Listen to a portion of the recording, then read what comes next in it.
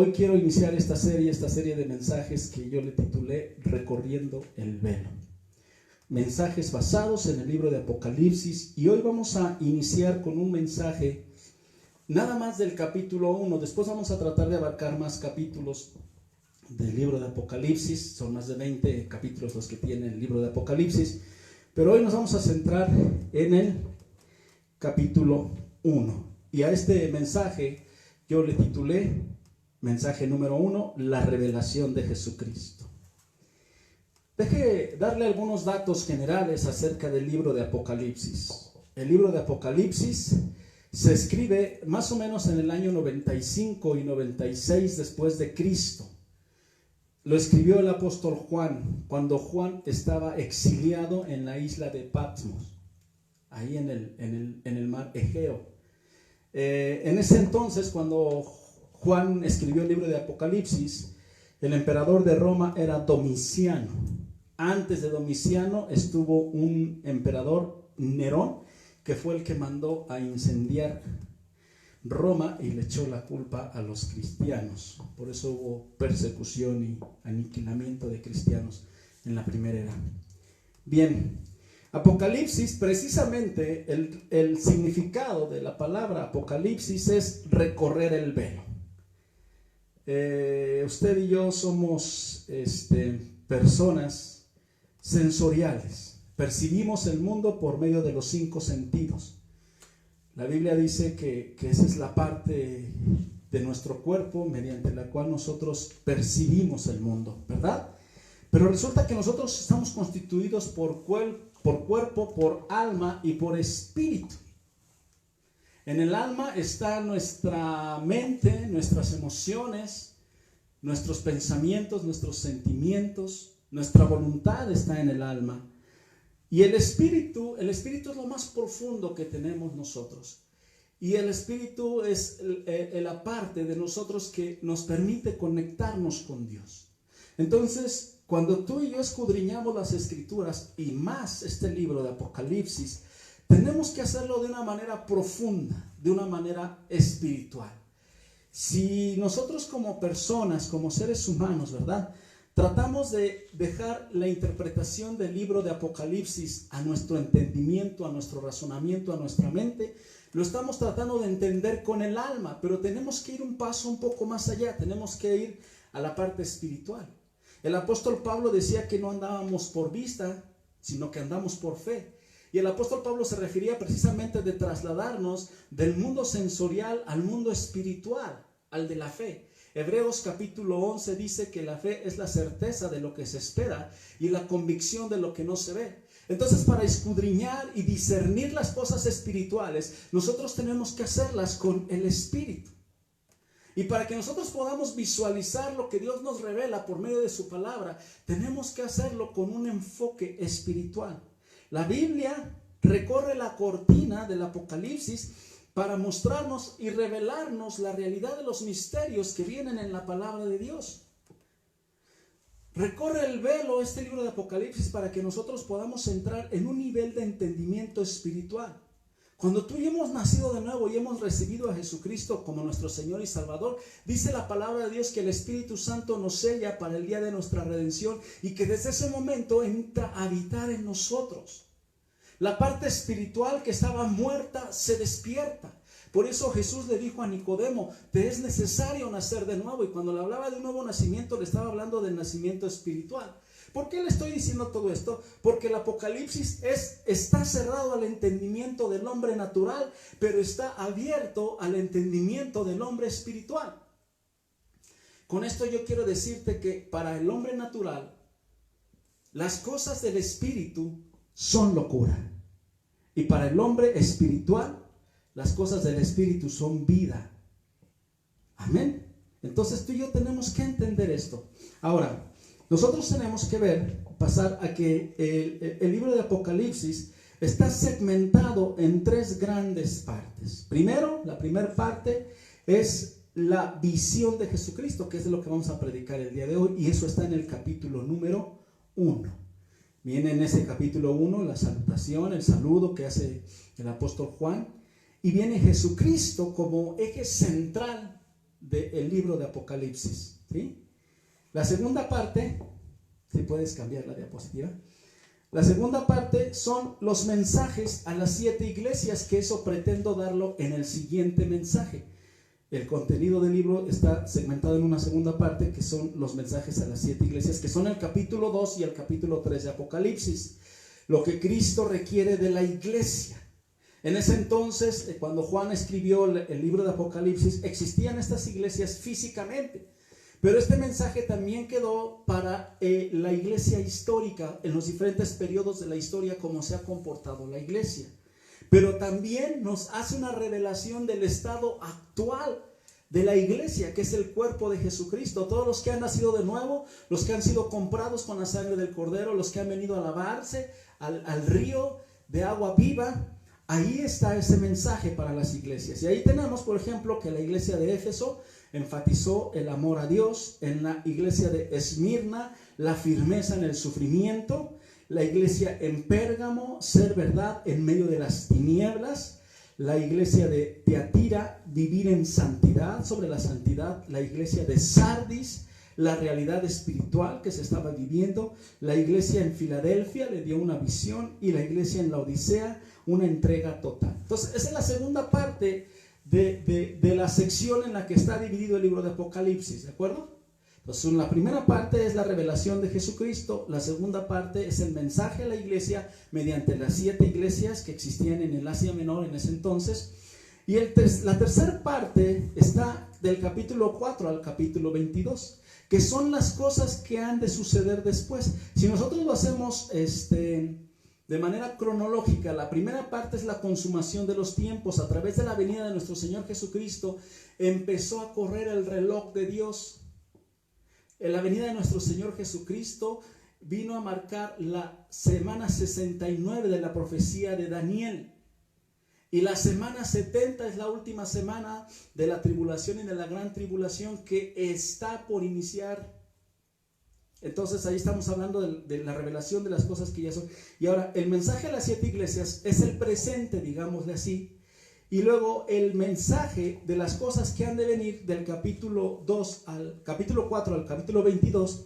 Estamos hablando de los hechos que se van a consumar tanto en el cielo como en la tierra. Y mire, hay cosas muy interesantes. Por ejemplo, hay una revelación del cielo donde está Dios y donde está el Cordero. Están los juicios de los sellos. Están las 2 grandes multitudes. Está el juicio de las trompetas. Hay 7 trompetas que se van a tocar. Está el ángel y el librito. Está el templo y los 2 testigos. Vamos a hablar sobre esos 2 testigos. ¿Quiénes son? Está la mujer y el dragón que persigue a la mujer. Están las 2 bestias que surgen del mar, que los vamos a ver más adelante. Todo esto lo vamos a ir viendo de manera escatológica. Están los juicios de las copas. Está el juicio contra la gran ramera, la caída de Babilonia. Vamos a ver qué es eso, qué significa. La venida de Jesucristo en el capítulo 19. El reino milenial, que está en el capítulo 20. Y después la nueva Jerusalén, que está en el capítulo 21 hasta el capítulo 22. Y después la conclusión y el llamamiento y exhortación final de nuestro Señor Jesucristo a través del libro de Apocalipsis.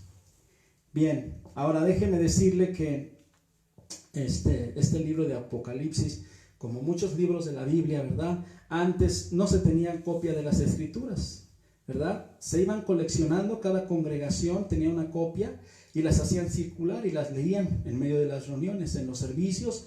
Un líder leía públicamente las Escrituras, se levantaban, hacían una lectura más o menos como lo que nosotros hacemos hoy en día, y después alguien explicaba esa lectura o explicaba ese pasaje, y en base a eso se exhortaba a los creyentes. Y así el Señor fue preservando la Sagrada Escritura hasta el día de hoy. La Biblia está completa, está escrito todo lo que Dios nos quiso escribir en el libro de la Biblia. Han surgido muchos más otros libros, según esto inspirados en la Biblia, según estos inspirados por ángeles, pero la palabra de Dios solamente reconoce como autoridad la misma palabra de Dios. Bien, pues vamos a entrar ya de lleno, ya que di una pequeña introducción hacia el libro de Apocalipsis para irnos un poquito más rápido y no abrumarlos. Vamos a Apocalipsis capítulo 1, si tiene sus Biblias ahí en su sala, sáquelas por favor. Si tiene libreta, tome apuntes, vaya anotando todo lo que vamos aprendiendo para que lo vaya atesorando y después cuando tenga una duda pueda usted consultarlo. Ahorita tenemos la ventaja de que esta predicación, estos mensajes quedan subidos en la nube a través de la plataforma Facebook y usted los puede consultar después con mayor detenimiento, pero puede ir tomando nota y puede ir anotando todo lo que vamos aquí compartiendo. ¿De acuerdo? Apocalipsis capítulo 1 y vamos a leer solamente los 3 primeros versículos, ¿verdad? Y dice la palabra de Dios así en Apocalipsis 1. Esta es la revelación de Jesucristo, que Dios le dio para mostrar a sus siervos lo que sin demora tiene que suceder. Jesucristo envió a su ángel para dar a conocer la revelación a su siervo Juan, quien por su parte da fe de la verdad, escribiendo todo lo que vio, a saber, la palabra de Dios y el testimonio de Jesucristo. Versículo 3. Dichoso el que lee y dichosos los que escuchan las palabras de este mensaje profético y hacen caso de lo que aquí está escrito, porque el tiempo de su cumplimiento está cerca. Nada más claro que este inicio. Primero, pues que Apocalipsis precisamente significa recorrer el velo o revelación. Y por eso en el versículo 1 nos dice, esta es la revelación de Jesucristo, ¿verdad? El libro de Apocalipsis en el capítulo 1, lo primero que hace es revelarnos a nuestro Señor y Salvador Jesucristo, quien es el Rey de Reyes y Señor de Señores, quien ahora está sentado a la diestra del Padre, lleno de gloria y lleno de majestad. Él no está en una cruz, como la religión nos los ha hecho creer. Él está victorioso en gloria y en victoria. Amén. Ahora nos dice que es una revelación para mostrarlo a quién, a sus siervos. ¿Quiénes somos sus siervos? Todos los que le conocemos, todos los que nos hemos acercado a Dios. Y dice, ¿qué nos va a revelar? Lo que sin demora tiene que suceder. Entonces, todo esto que ahorita está aconteciendo y muchas cosas peores que van a acontecer y que se vienen, las ha revelado el Señor a través de su palabra. Por eso dice que Jesucristo envió a su ángel para darle esta revelación a su siervo Juan, ¿verdad? Y que dice que quien por su parte da fe de esta verdad, escribiendo todo lo que vio y saber la palabra de Dios y el testimonio de Jesucristo. Y mire, cerramos este primer bloque diciendo en el versículo 3, dichoso el que lee y dichosos los que escuchan las palabras de este mensaje profético. Entonces es importante que nosotros nos acerquemos, porque vamos a ser dichosos. Pero no nada más leer, sino los que escuchan estas palabras y hacen caso, que es lo más importante, lo ponen en práctica. ¿Por qué? Porque su cumplimiento está, ¿qué dice? Cerca. No sé si usted sepa, pero la palabra de Dios dice que para lo que el hombre, ¿verdad?, son 1000 años, para Dios es un día. Los tiempos de Dios no son los tiempos del hombre. Por eso es que nosotros como hombres decimos, ¿y a poco ya tiene que suceder esto? Aquí dice, porque el tiempo de su cumplimiento está cerca. El libro de Juan, ya lo vimos, fue escrito en el primer siglo, año 95, 96. Han pasado más, casi 2000 años que han pasado de este escrito, y el tiempo del cumplimiento está más cerca que nunca. Han pasado 2000 años, pero esto ya se está cumpliendo. Y más adelante vamos a ver todas las señales y todas las profecías que se han cumplido para determinar que estamos precisamente viviendo los últimos tiempos. Amén. Ahora, en estos primeros pasajes donde vemos la presentación del libro de Apocalipsis, podemos observar los propósitos del libro de Apocalipsis, que son 4. Primero, inicia con Jesucristo. Esto quiere decir que Jesús es la fuente de la revelación. Jesucristo es la fuente de revelación y la palabra de Dios es la que contiene la revelación de Jesucristo. No tenemos que consultar ninguna otra fuente. No tenemos que consultar en la filosofía. No tenemos que consultar en la astrología. No tenemos que consultar en ninguna otra fuente, porque la palabra de Dios contiene toda la verdad que nosotros necesitamos conocer. ¿Sí? Yo entiendo que en estos tiempos mucha gente se desespera, consulta a los brujos. Hay unos que dicen, ay, esos brujos que andan prediciendo y que le están atinando y hasta lo sacan en la televisión. Todos esos son hijos del padre de toda mentira, y el padre de toda mentira es Satanás. Nosotros tenemos la única fuente verdadera y fiel, y es nuestro Señor Jesucristo. Número 2, saber que Jesús viene pronto. Dice que estas cosas no tardan en cumplirse, no hay demora. Conocer y entender que Jesucristo viene pronto y que entonces estamos viviendo los últimos tiempos. La palabra de Dios dice que entonces nosotros, al entender esto, tenemos que ser sabios en administrar nuestros tiempos y nuestra vida. Efesios capítulo 5, verso 15 dice así: así que tengan cuidado, dice el apóstol Pablo, de su manera de vivir. No vivan como necios, sino como sabios, aprovechando al máximo cada momento oportuno, porque los días son malos. Lo escribió Pablo. Yo quiero hacerle una pregunta: ¿estos días son malos? Por supuesto. Hay problemas económicos, hay problemas sociales, hay problemas sanitarios, de todo tenemos. Hay violencia.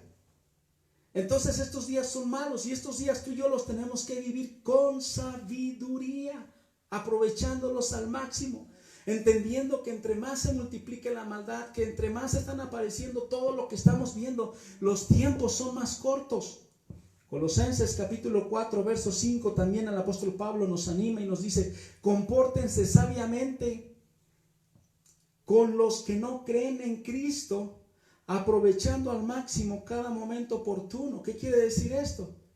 Que también nosotros seamos misericordiosos con la gente y les expliquemos y les enseñemos y les revelemos lo que las Escrituras dicen acerca de estos tiempos. Hoy mucha gente vive confundida.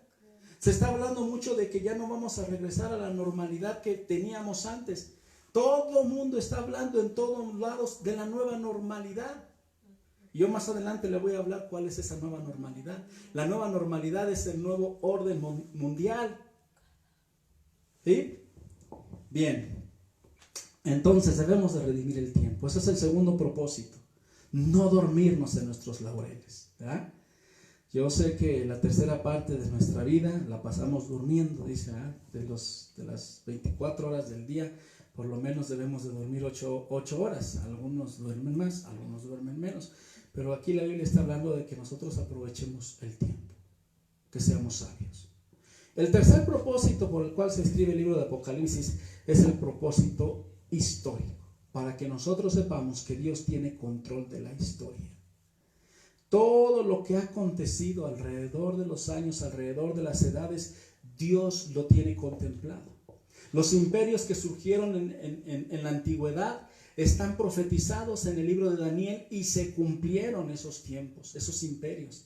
El imperio babilónico, el imperio medo-persa, el imperio griego, el imperio romano. En el libro de Daniel nosotros vemos que estos 4 imperios fueron referenciados como 4 bestias con 4 diferentes características, y esas características encajan perfectamente en lo que aconteció en esos reinos y cómo se manejaron esos reinos, esos imperios. Vamos a Isaías capítulo 44 verso 6 para que entendamos que Dios tiene el control de todos los tiempos y de todo lo que está aconteciendo en la historia, desde los siglos y hasta los siglos. Dice Isaías 44:6, dice: así dice el Señor Todopoderoso, Rey y Redentor de Israel: yo soy el primero y el último, fuera de mí no hay Dios. ¿Quién es como yo? Que lo diga, que declare lo que ha ocurrido desde que establecí mi antiguo pueblo, que exponga ante mí lo que está por venir, que anuncie lo que va a suceder. Y luego mire bien interesante lo que dice el profeta Isaías: no tiemblen ni se asusten. ¿Acaso no lo anuncié y profeticé hace tiempo? Ustedes son mis testigos. ¿Hay algún Dios fuera de mí? No hay otra roca, no conozco ninguna. Lo interesante de este pasaje, además de decir que Él es el principio y Él es el fin, y en sus manos y en su control están los tiempos, los imperios y las edades, nos dice, ¿verdad?, que no temblemos ni nos asustemos. Cuando la persona no tiene conocimiento y empieza a ver que están sucediendo cosas extraordinarias en el mundo, que están cambiando al mundo, lo primero que viene es el temor, viene el temblor. ¿Cuántas noticias no hemos escuchado, verdad, de personas que, por ejemplo, ahorita con la pandemia de coronavirus, les dijeron que tenían coronavirus, tal fue su miedo, que fueron y se suicidaron? Uno de ellos no la tenía. No estaba confirmado el diagnóstico. ¿Por qué? Porque viene el temor al hombre. Y dice aquí el Señor, no tiemblen. ¿Acaso no lo anuncié yo? ¿Acaso no viene en la Biblia que vendría al principio de dolores, que habría temblores, que había pestes, que había guerras, que había rumores de guerra, que la maldad del mundo se desbordaría? Todo esto que estamos viviendo, Dios ya lo anunció. Y entonces nosotros, al tener ese conocimiento, no tenemos por qué alarmarnos ni tener miedo. Ese es el otro aspecto, el aspecto histórico, saber que Dios está en control de la historia, que Dios está en control de todos los reinos que se han venido levantando. Dios es el primero, Dios es el último, y nosotros estamos en medio de él, protegidos. Amén. Amén. Pase lo que pase. ¿Sabe por qué? Porque Dios es más grande de todo lo que acontezca, porque no hay nada que acontezca sin la voluntad de Dios. Amén. Amén. A su nombre sea la gloria. También en Apocalipsis dice que Jesús es el alfa y la omega. Y el propósito número 4 es el propósito moral. ¿Qué quiere decir esto del propósito moral? Quiere decir que Dios nos está revelando a través de su palabra en el libro de Apocalipsis que vendrá un juicio contra el hombre que no se acercó a Dios, que no reconoció a Dios como tal, que no se humilló delante de él. Viene un juicio tremendo que vamos a ver a partir del capítulo 4, 5 en adelante. Vamos a ver las copas de ira del Señor, vamos a ver el juicio de las trompetas, vamos a ver toda una serie de calamidades, toda una serie de hecatombes, toda una serie de acontecimientos verdaderamente estremecientes, verdaderamente muy fuertes, de los cuales le espera al hombre. ¿Sí? Y aquí también yo insisto, esto no debe de crear temor en el corazón del cristiano, porque el cristiano está seguro en Dios. Porque Dios dice que no nos puso para la ira, sino que Él nos va a proteger y Él nos va a cuidar y nos va a librar. Vamos a 1 Tesalonicenses capítulo 5, y es uno de los capítulos que voy a estar refiriendo, uno de los pasajes que voy a estar refiriendo mucho. Pero en 1 Tesalonicenses capítulo 5, en el verso 4, el apóstol Pablo nos escribe al respecto. Ustedes, en cambio, le está hablando a la iglesia de Cristo, hermanos, no están en la oscuridad para que ese día los sorprenda como un ladrón. Si tú tienes a Cristo en tu corazón, si tú le has entregado tu vida, si tú has renunciado a tu pecado y vives para Dios, no estás en la oscuridad para que estos días que se vienen de hecatombes te agarren sorprendidamente como a un ladrón. Versículo 5. Todos ustedes son hijos de la luz del día, no somos de la noche ni de la oscuridad. No debemos pues dormirnos, como decíamos ahorita, como los demás, sino mantenernos alerta y en nuestro sano juicio. Y el verso 7 dice, los que duermen, de noche duermen, y los que se emborrachan, de noche se emborrachan. Pero dice el verso número 8, nosotros que somos del día, por el contrario, estemos siempre en nuestro sano juicio, protegidos por la coraza de la fe y el amor, y por el casco de la esperanza de la salvación. Entonces, no somos de noche, ni andamos como los de noche. La Biblia dice que en los días de Noé, unos andaban, ¿verdad?, en la pachanga, andaban en... Una de las cosas que extraña más hoy el mundo precisamente es eso, la fiesta de la carne, el dar rienda suelta a sus deseos, ¿verdad? Es una de las cosas que más se desea hoy en día. Pero nosotros, dice la Biblia, no andamos en eso. Y por tanto no tenemos por qué preocuparnos. Y dice el versículo 9, bajo este contexto, pues Dios escúchame bien, no nos destinó a sufrir el castigo.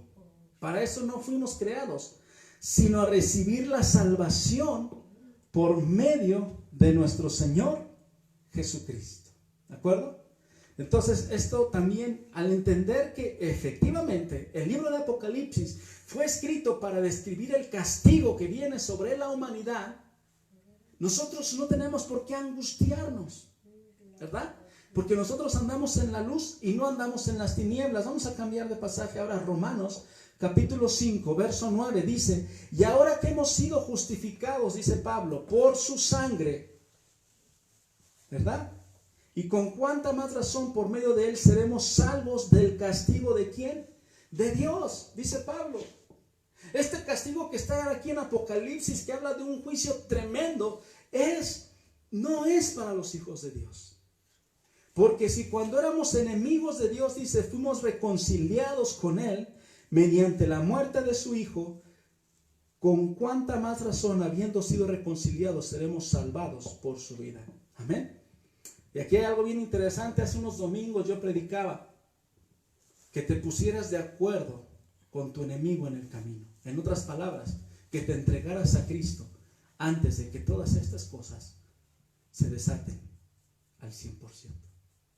Que vengas a Jesucristo, que le entregues tu vida. Yo no te estoy hablando de una religión, yo te estoy hablando de una relación con un Dios real, con un Dios verdadero. Amén. Amén. Amén. Entonces, si tú estás reconciliado con Él, si tú te has puesto de acuerdo con Dios, yo lo decía en aquella ocasión, cuando llegues delante del juez, el juez dirá, trae su abogado. ¿Su abogado quién es? Jesucristo. Y Jesucristo va a decir, yo pagué por su pecado en la cruz del Calvario. Amén. Sí, Amén. Así que seremos salvos de la ira. Independientemente de que Apocalipsis nos habla de la ira de Dios que será derramada sobre esta tierra de una manera impresionante, nosotros tenemos que vivir confiados en Dios.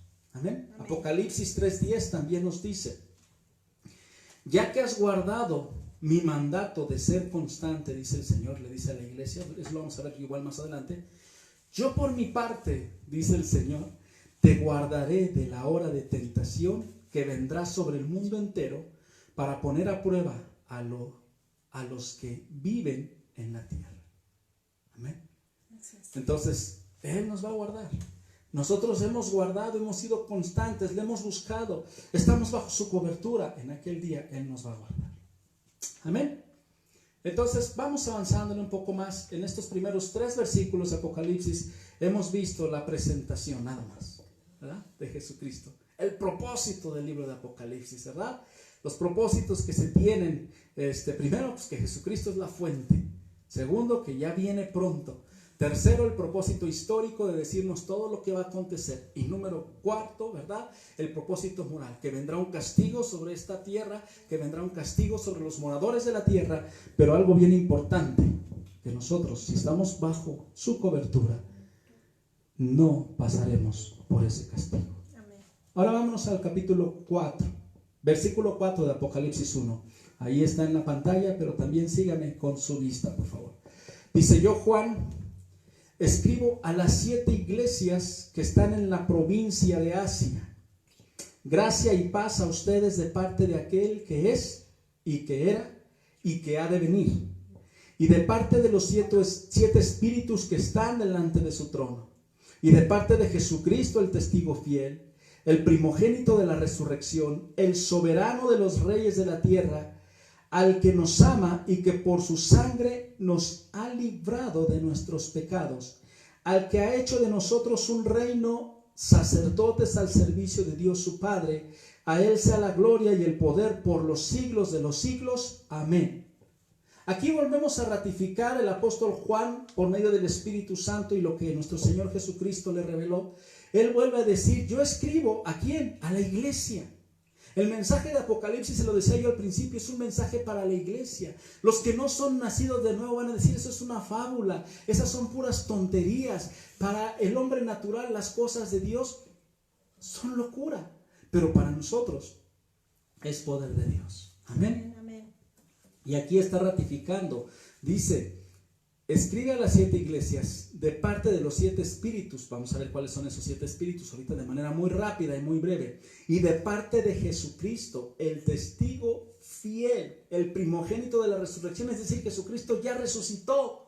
El soberano de los reyes de la tierra, Él está sentado a la diestra del Padre, al que nos ama, y aquí está algo bien interesante, y que por su sangre nos ha librado de nuestros pecados. ¿Cómo vamos a ser libres de la ira de Dios? Porque hemos sido primeramente librados de nuestros pecados. Si no hemos sido librados de nuestros pecados, si no hemos sido perdonados de nuestros pecados, si no nos hemos puesto a cuenta con Dios, tampoco podemos recibir la gracia de Dios, sino que recibiremos la ira de Dios. Pero si hemos recibido el perdón de pecados, por tanto también recibiremos la salvación de la ira de Dios. Y el versículo 6 dice, al que ha hecho de nosotros un reino. Nos ha hecho un nuevo reino, el reino de Dios en la tierra. Sacerdotes al servicio de su Padre. Estamos sirviendo a Dios. Amén. Amén. Esto está ratificando lo que acabamos de comentar. Verso 7. Miren que viene en las nubes. Está hablando del rapto. Y todos lo verán con sus propios ojos, incluso quienes lo traspasaron. Y por él harán lamentación todos los pueblos de la tierra. Así será. Amén. Y luego dice el verso 8, yo soy el alfa y la omega, dice el Señor Dios, el que es, el que era y el que ha de venir. Exactamente lo que escribió el profeta Isaías acerca de Dios, aquí se está escribiendo acerca de Jesucristo, porque Jesucristo es Dios. El Padre, Dios Hijo, que es Jesucristo, y el Espíritu Santo también es Dios. Ahora el Espíritu Santo aquí lo estamos viendo representado dice por los 7 espíritus que están delante de su trono. ¿Cuáles son esos 7 espíritus? Bueno, déjame decirte que el número 7 significa plenitud y perfección. Es el número de Dios. Apocalipsis 4:5 dice, del trono salían relámpagos, estruendos, sí está Apocalipsis, estruendos y truenos delante del trono, ardían 7 antorchas de fuego, que son los 7 espíritus ¿de quién? De Dios. De Dios. Las lámparas son luz, el fuego es un elemento que se usa para manifestar al Espíritu Santo. Cuando el Espíritu Santo se manifestó en el libro de los Hechos, dice que fue repartido sobre los que estaban ahí como lenguas de fuego. Entonces el fuego y la luz representan el Espíritu Santo. En Apocalipsis 5:6 dice, entonces vi en medio de los 4 seres vivientes y del trono y los ancianos a un cordero que estaba de pie, ahí está nuestro Señor Jesucristo, y parecía haber sido sacrificado. Tenía 7 cuernos y 7 ojos, que son los 7 espíritus de Dios enviados por toda la tierra. Entonces, hermano, hay una conjunción ahí entre nuestro Señor Jesucristo y el Espíritu Santo. ¿Ya? Ahora, ese cordero que dice ahí, un cordero pequeño, y en medio de los 4 seres vivientes del trono, un cordero que estaba de pie y parecía haber sido sacrificado, ¿verdad? La palabra que se utiliza para cordero es la palabra armión en el griego, ¿verdad? Y que significa un cordero pequeño, inmolado, que se refiere a una muerte trágica como la que sufrió nuestro Señor Jesucristo. Él fue cruelmente inmolado. Los 7 cuernos se refieren a que Jesús tiene el poder total y completo. El cuerno es poder. Más adelante vamos a ver que en los reinos significan poder también. Y los 7 espíritus de Dios, ¿verdad? Las 7 lámparas son los 7 espíritus de Dios que son enviados por toda la tierra. Y rápidamente le voy a dar en qué consisten estos 7 espíritus de Dios y cómo a nosotros nos ayudan en nuestro diario caminar. Yo le decía hace un momento que cuando nosotros nacemos de nuevo, el Espíritu Santo viene a habitar en nosotros. La Biblia dice que tú y yo somos templo del Espíritu Santo. La Biblia dice que no contristemos al Espíritu Santo. Eso quiere decir que no lo entristezcamos para que no se vaya, para que esté y permanezca con nosotros. Vamos a Isaías capítulo 11, versículo 1, y ahí vamos a encontrar los 7 espíritus de Dios. Dice, del trono de Isaí brotará un retoño, un vástago nacerá de sus raíces, el espíritu del Señor reposará sobre él. ¿Quién era el retoño de David? De Isaí, perdón. Isaí es padre de David, y de David desciende la genealogía de nuestro Señor Jesucristo. Y entonces aquí dice, el Espíritu del Señor reposará sobre él. ¿Cómo reposará el Espíritu de Dios sobre Jesucristo? Espíritu de sabiduría. Primero el Espíritu del Señor, espíritu de sabiduría, el espíritu de entendimiento y espíritu de consejo, espíritu de poder, espíritu de conocimiento, espíritu de temor del Señor. Entonces son 7 espíritus: el espíritu de Jehová, que dice la versión anterior, o el espíritu del Señor, sabiduría, entendimiento o inteligencia también, espíritu de consejo, el espíritu de conocimiento y el espíritu de temor. Vamos rápidamente a echarle un vistazo rápido a estos 7 espíritus. El primero lo encontramos en Génesis capítulo 1, que es el espíritu de Jehová, el espíritu del creador, el espíritu de Yahshua Adonai. Es el mismo creador. Dice Génesis 1:1, Dios en el principio creó los cielos y la tierra. La tierra era un caos total y las tinieblas cubrían el abismo, y ahí está, el Espíritu de Dios iba y venía sobre las superficies de las aguas. Ese es el Espíritu de Dios, el Espíritu creativo, el Espíritu que cuando Dios dijo sea la luz fue constituida a través del poder de su palabra y fue implementado mediante el Espíritu del Señor. Amén. Ahora, el Espíritu de sabiduría. El Espíritu de sabiduría es el que en hebreo significa sokma, o en griego sofia, que es la capacidad de poder percibir y comprender las verdades de la Biblia y la habilidad para poder aplicar el conocimiento de la Biblia. Necesitamos nosotros crecer en sabiduría, no quedarnos chaparritos. Nosotros la sabiduría la obtenemos de parte de Dios a través de su palabra. Amén. La sabiduría nos muestra en la Biblia las cosas que vienen en la Biblia y cómo aplicarlas. Proverbios capítulo 2, nada más rápido te doy este pasaje donde dice el proverbista: Hijo mío, si haces tuyas mis palabras y atesoras mis mandamientos, si tu oído inclinas hacia la sabiduría y de corazón te entregas a la inteligencia, viene más adelante toda una serie de bendiciones que van a seguir tu vida. El hombre necesita sabiduría, pero desgraciadamente el hombre es muy necio y no busca la sabiduría de Dios. Número 3, el espíritu de inteligencia o de conocimiento. La palabra de inteligencia o conocimiento en hebreo es dinah y en griego es sunefis, que significa ser inteligente de acuerdo a Dios, ¿verdad? Esta es la capacidad, la inteligencia nata que hoy en día los hombres alcanzan algunos a medir con el coeficiente intelectual. Pero hay diferentes tipos de inteligencia. Tipos de inteligencia, por ejemplo, la inteligencia lógico-matemática, la inteligencia artística, la inteligencia emocional, la inteligencia en los negocios, la inteligencia en el deporte, la inteligencia en ciertas destrezas, ¿verdad? En el área espiritual, la inteligencia es el entendimiento o la comprensión para poder distinguir y evaluar entre el bien y el mal.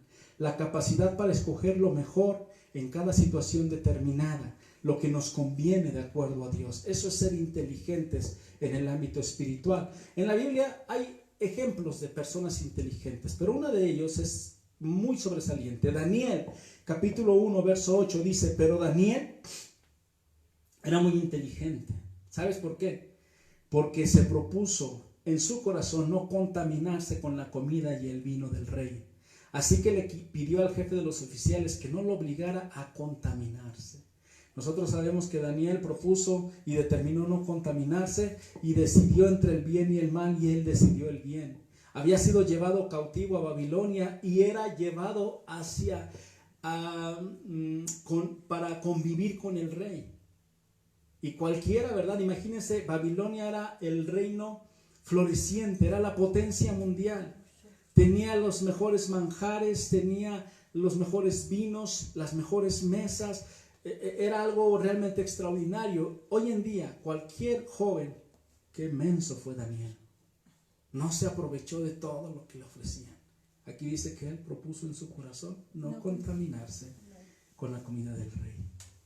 Era un hombre de convicciones, de vocación, de no caer. Era muy inteligente, espiritualmente hablando. Amén. También yo considero a David un hombre muy inteligente. David conocía el corazón de Dios. Por eso es que le decían que era un hombre conforme al corazón de Dios.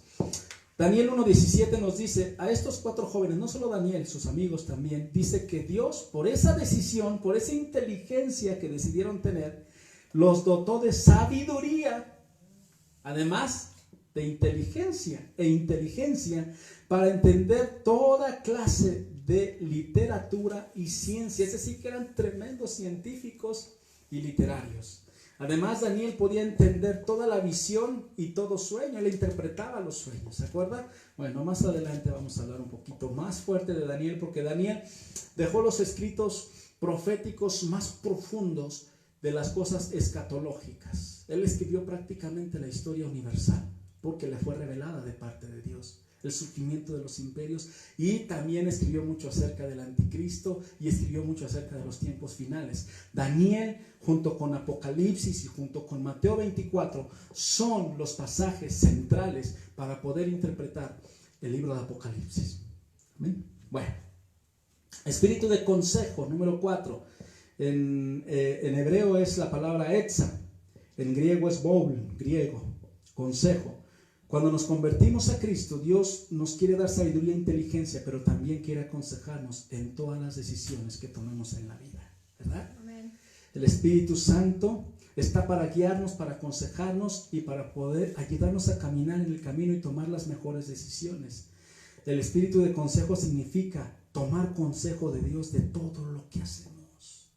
Así es. En todo lo que hacemos. Yo conozco gente que ¿cómo sigue el consejo de Dios? Conocí a un pastor que me decía, yo cuando me levanto en la mañana y me pongo a orar, le digo al Señor, ¿qué me voy a poner de ropa? Y yo le dije, sí, dice. Y Dios me indica, y Dios me muestra. Y en muchas ocasiones lo que he seleccionado ha sido lo adecuado y lo más perfecto, hasta en esas cosas. Pero mire, Isaías capítulo 30 dice, el Señor ha dictado esta sentencia, porque también está al otro lado. Ay de los hijos rebeldes que ejecutan planes que no son míos, que hacen alianzas contrarias a mi espíritu. Y aquí a ese espíritu se refiere al espíritu de consejo. No toman consejo de Dios. Que amontonan pecado sobre pecado, que bajan a Egipto sin consultarme. ¿Qué significa Egipto? El mundo. Hay mucha gente que toma consejo del mundo, ¿verdad? Hay mucha gente que dice, no, pues es que yo tengo que ver, que me aconseje fulanito, que me aconseje sultanito, ¿verdad? Y luego dice, que bajan a Egipto sin consultarme, que se acogen a la protección de Faraón. ¿Sabe quién es Faraón? Ya se lo he dicho en otras ocasiones. Es el prototipo de Satanás. Y se refugian bajo la sombra de Egipto, bajo la sombra del mundo. La protección de Faraón será vergüenza. El refugiarse bajo la sombra de Egipto, su humillación. Y eso es lo que vamos a ver. La sentencia moral en contra de la humanidad que viene en el libro de Apocalipsis. Vamos a ver cómo es derribado el consejo de Satanás, cómo es derribado y avergonzado el enemigo, cómo es atado primero por 1000 años y después cómo es destruido y lanzado al lago de fuego. Todo esto lo vamos a ver, y hay mucha gente que hoy en día confía en el mundo. Confía. Ayer estaba yo viendo unos reportajes de un periodista al que he estado siguiendo, muy reconocido, y él estaba diciendo y estaba comentando que mucha gente está confiando no tan solo en este nuevo orden mundial, sino en los propulsores de este nuevo orden mundial. Gente que se ha demostrado que es de la peor calaña, y mucha gente está confiando en ellos. Mucha gente lo que dicen lo toman como ley, y esos son los que nos están llevando y nos van a llevar a un nuevo orden mundial del cual no debemos participar. Número 5, el espíritu de poder. Bueno, el espíritu de poder lo voy a explicar muy brevemente y muy rápidamente. Es el espíritu del Señor que faculta a los hombres a realizar ciertas actividades muy específicas, en algún poder, en alguna fuerza sobrenatural. Por ejemplo, Sansón. Sansón, Dios le dio un poder sobrenatural mediante el cual él podía derrotar al pueblo de Israel, a los enemigos de Israel, que eran los filisteos. Desgraciadamente, Sansón no supo administrar el poder que Dios le había dado, y ese poder fue su ruina. Más adelante vamos a ver que una cosa es que el Espíritu de Dios esté en nosotros y que Dios nos dé parte de su Espíritu, que nos dé sabiduría, que nos dé entendimiento, que nos dé poder. Y otra cosa es que nosotros nos mantengamos bajo la cobertura del Espíritu Santo. Salomón recibió espíritu de sabiduría y terminó en apostasía. El que nosotros recibamos el Espíritu de Dios no garantiza que permanezcamos en Dios, pero ese es otro tema del cual veremos después. El espíritu de conocimiento, número 6. El conocimiento es la información que tú tienes acerca del reino de Dios y de todos los reinos de este mundo. Conocimiento de la Biblia, en la Biblia es para aplicarlo. Conocimiento en otras áreas también. Veíamos hace 8 días en el mensaje del Día del Maestro que el conocimiento por sí mismo muchas veces envanece al hombre y hace que se sienta más que otros, ¿verdad? Y lo más importante del conocimiento es que nosotros lo llevemos a la práctica. Ya veíamos hace 8 días en Santiago 1:22, ¿verdad? Que decía, no se contenten solo con escuchar la palabra, tener conocimiento, porque se engañan a ustedes mismos. Aplíquenla. Yo conozco mucha gente que conoce las Escrituras mejor que yo, pero no la aplica. Solamente se queda en esa parte, en la parte del conocimiento. Nosotros debemos de tomar el conocimiento y ponerlo en práctica. Y por último, el espíritu de temor. El espíritu de temor, alguien puede decir, temor es miedo. En las cosas de Dios el temor no es miedo. Cuando tú y yo recibimos a Jesús y el Espíritu Santo entra a morar en nosotros, reconocemos al Señor Jesús como nuestro Salvador, pero también lo reconocemos como nuestro Señor, nuestra autoridad, nuestra guía. El temor de Dios nos hace ver a Dios como nuestra autoridad, como esa protección para guiarnos. Temor no significa miedo. Temor significa darle un honor, darle una importancia a Dios y a su palabra en nuestras vidas. Eso es temor de Dios. Someternos a su palabra, a su autoridad, honrarle con nuestra obediencia. Eso es temor de Dios, ¿verdad? Porque cuando nosotros no tenemos temor de Dios, entonces nosotros andamos en nuestros caminos y nuestras decisiones. Muchas veces pensamos y mucha gente dice, es que Dios es amor, Dios me perdona todo, pero también Dios es un Dios disciplinador. También no nada más es nuestro Padre para apapacharnos, es nuestro Padre también para corregirnos. Hebreos dice que Dios nos trata como a sus hijos cuando nos disciplina, ¿sí? Entonces, ¿por qué es tan importante el temor de Dios? Porque hoy en día la falta de temor a Dios ha llevado al hombre a la situación en la que vivimos hoy. El hombre ha perdido inclusive el afecto natural. El hombre es capaz de matar a su propia madre, a su hijo. Hemos visto atrocidades. ¿Sabes por qué? Porque el hombre se ha alejado de Dios y ha dejado el temor de Dios. Vamos a Romanos capítulo 3. El apóstol Pablo lo expresa de esta manera muy, muy explícita. Dice, así está escrito, no hay un solo justo, ni siquiera uno. No hay nadie que entienda, nadie que busque a Dios. Todos se han descarriado, a una se han corrompido. No hay nadie que haga lo bueno, no hay uno solo. Y dice, su garganta es un sepulcro abierto, con su lengua profieren engaños. Veneno de víbora hay en sus labios. Llena está su boca de maldiciones y de amargura. Veloces son sus pies para ir a derramar sangre. ¿Le parece familiar? Dejan ruina y miseria en sus caminos y no conocen la senda de paz. ¿Sabe por qué sucede todo esto? Versículo 18. No hay temor de Dios delante de sus ojos. ¿Por qué el hombre hace lo que hace? Porque no hay temor de Dios. En este mundo está mal y está como está porque no hay temor de Dios. Porque las leyes que estamos promulgando, que estamos autorizando, van en contra de las leyes de Dios. ¿Sabe qué es lo más triste? Que en la iglesia también se ha perdido el temor de Dios. Hoy desde los púlpitos no se predica el temor de Dios. En muchos púlpitos hay pastores que yo los he escuchado literalmente decir, yo no predico ya del pecado. Yo predico nada más de la prosperidad. Yo predico nada más de vive tu vida como tú quieras. Dios te ama y Dios te ha perdonado. De libertinaje. que predican centrados en el placer material. Piensan que Jesucristo murió en la cruz del Calvario para hacernos inmensamente ricos, cuando la verdad es que murió en la cruz del Calvario para librarnos de la ira venidera, del castigo de Dios. Amén. Para que nos acerquemos a Él.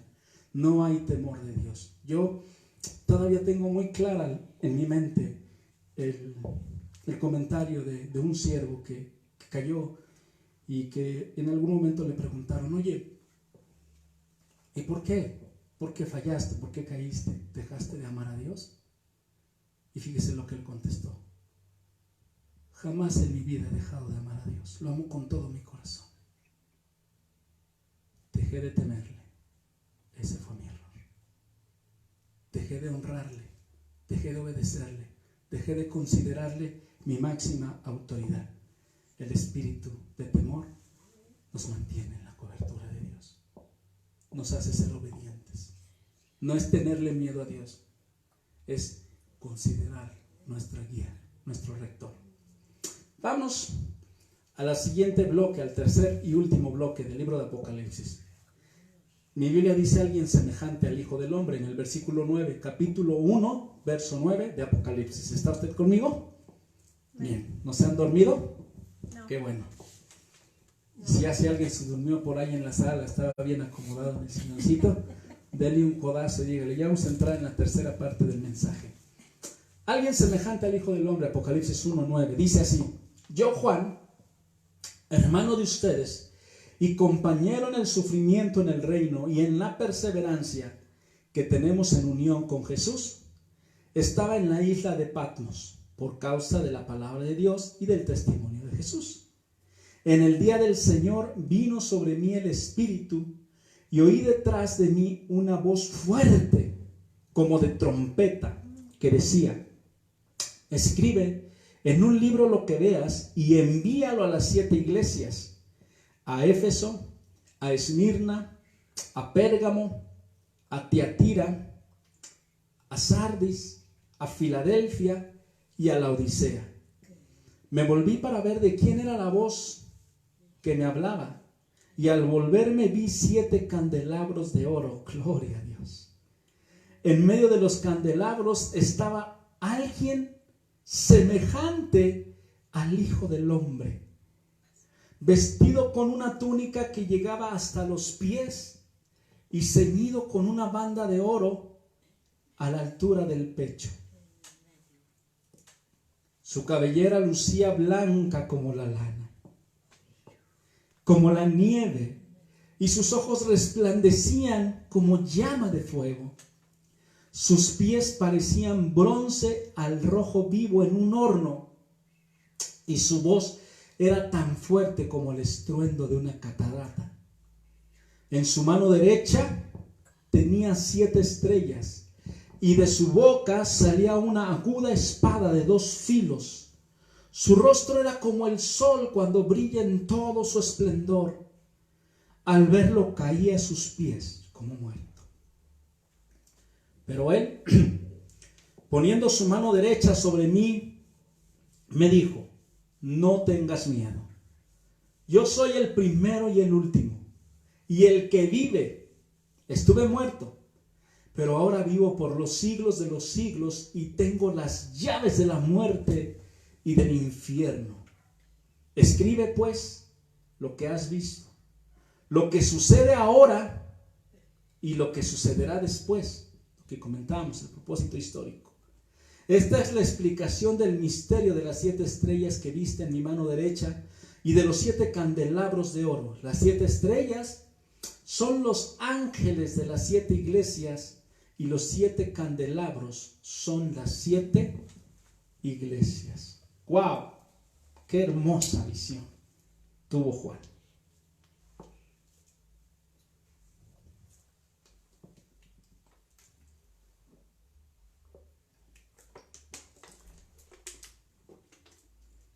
Yo algunas veces me he preguntado por qué la revelación de Apocalipsis le fue dada a Juan y no a Pablo, que era un tremendo teólogo.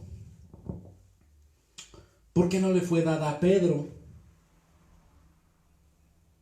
que tenía un espíritu y una pasión por Jesús? ¿Por qué le fue dada a Juan? Juan fue el único discípulo que vio a Jesús en la cruz. Juan vio al Cordero inmolado.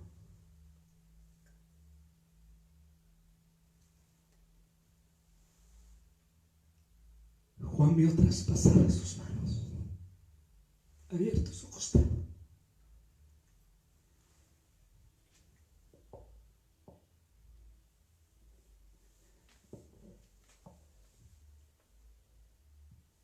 Amén. Vio la escena de humillación jamás vista.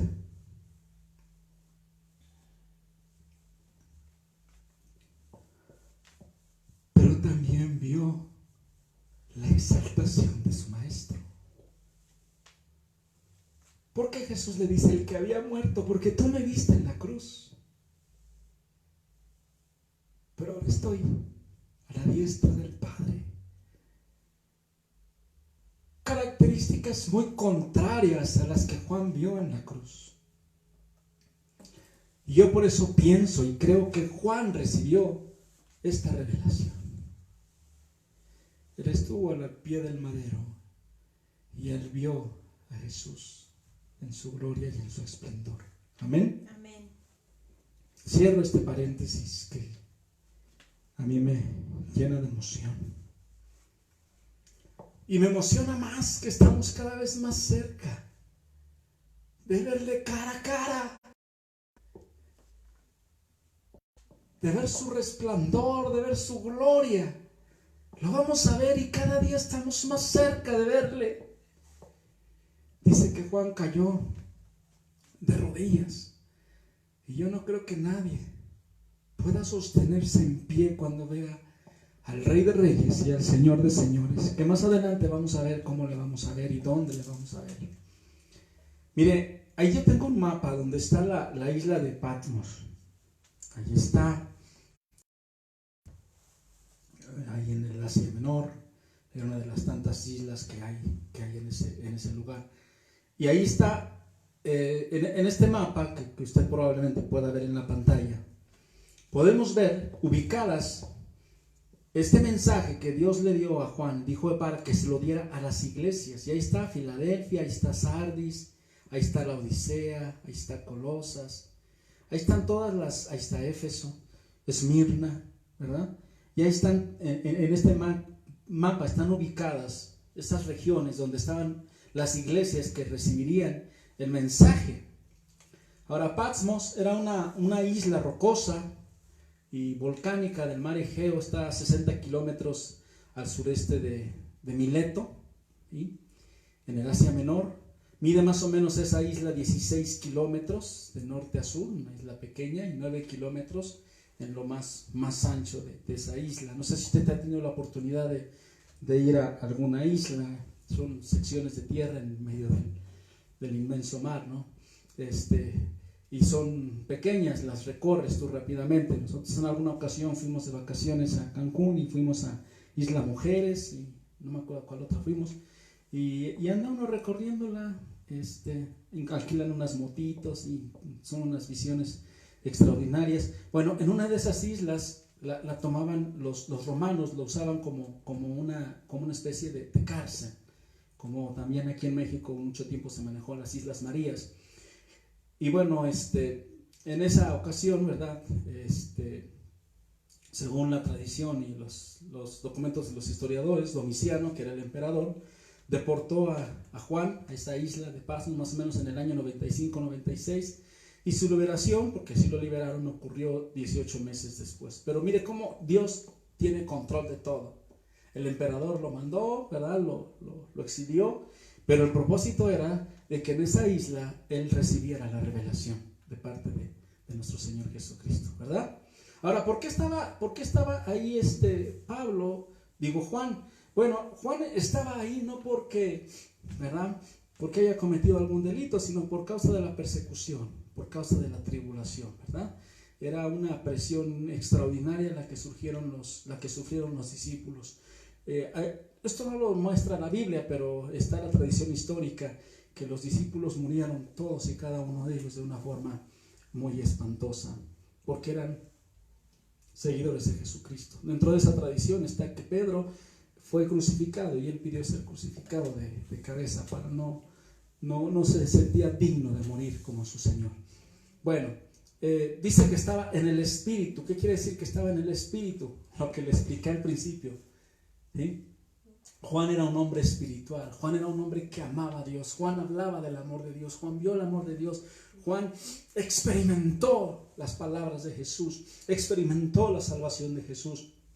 Y Juan era un hombre que vivía constantemente en el Espíritu.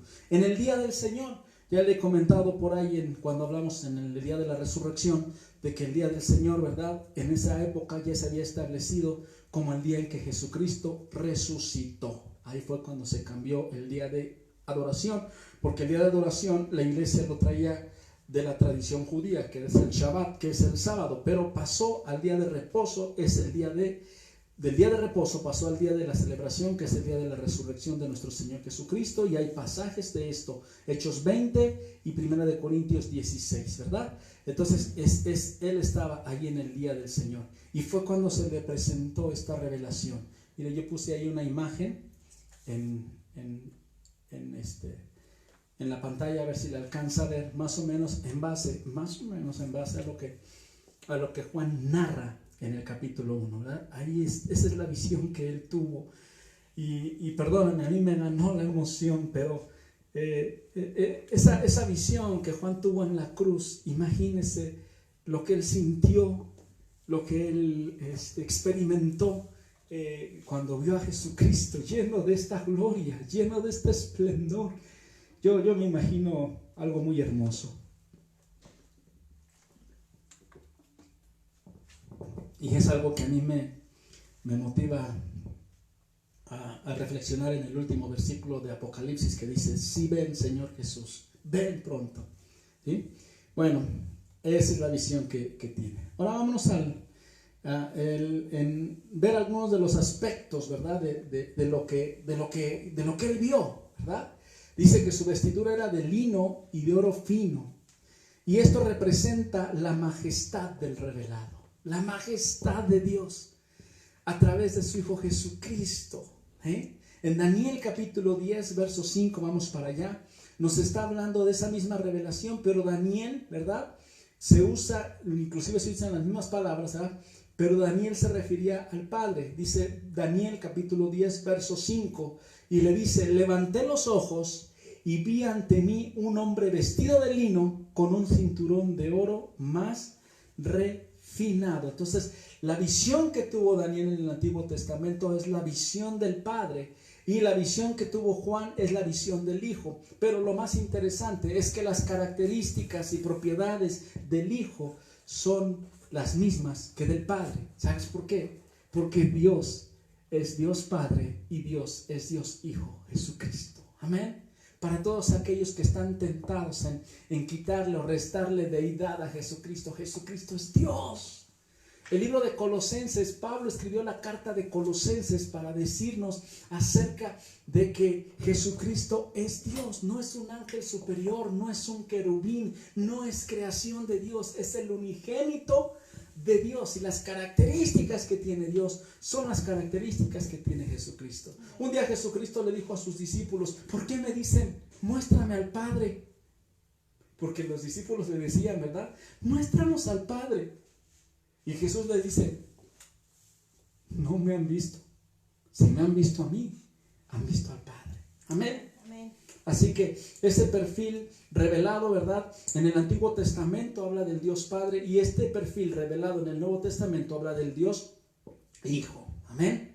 ¿Sí? Era una imagen de pureza sin igual, todo blanco, cabeza y cabello, ojos de fuego, pies de bronce, una imagen traída de varias fuentes del Antiguo Testamento que describen a Dios Padre.